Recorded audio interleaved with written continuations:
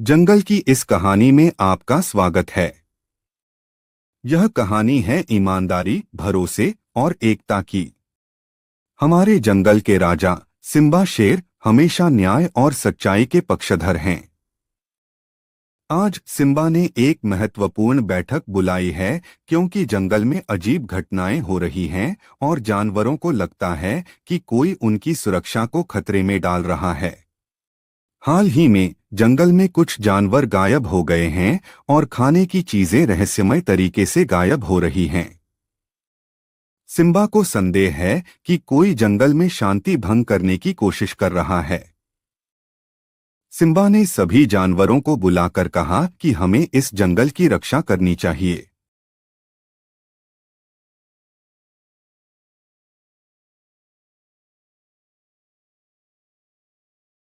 We must protect this jungle. Zaara ने कहा कि हमें यह सुनिश्चित करना चाहिए कि सभी सुरक्षित रहे। We should make sure everyone stays safe. मिलो ने कहा कि हमें एक योजना बनानी चाहिए। We must create a plan.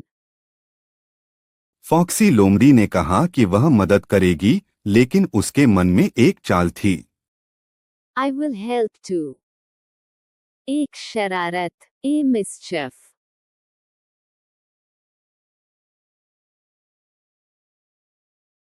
Foxy ने सोचा कि उसे जंगल का राजा बनना चाहिए और उसने जानवरों को डराना शुरू कर दिया।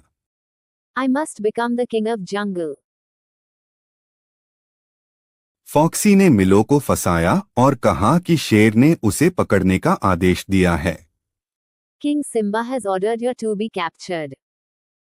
सिम्बा को फॉक्सी की शरारत का पता चल गया। वह बहुत गुस्सा हुआ और उसने कहा कि फॉक्सी को अपनी गलती माननी चाहिए। Foxy must admit her mistake. Foxy बोली कि उसे माफ कर दिया जाना चाहिए। I should be forgiven. Simba ने कहा कि उसे दंड मिलना चाहिए, लेकिन सुधार का मौका भी मिलना चाहिए। You must be punished, but also given a chance to repent. Foxy ने कहा कि उसने अपनी गलती से सीखा है। I have learned from my mistake. Simba ने कहा कि हमें हमेशा ईमानदार और भरोसेमंद होना चाहिए। Simba, we must always be honest and trustworthy. We must always be honest and trustworthy. Zara ने कहा कि हमें एक दूसरे की मदद करनी चाहिए। We should help each other.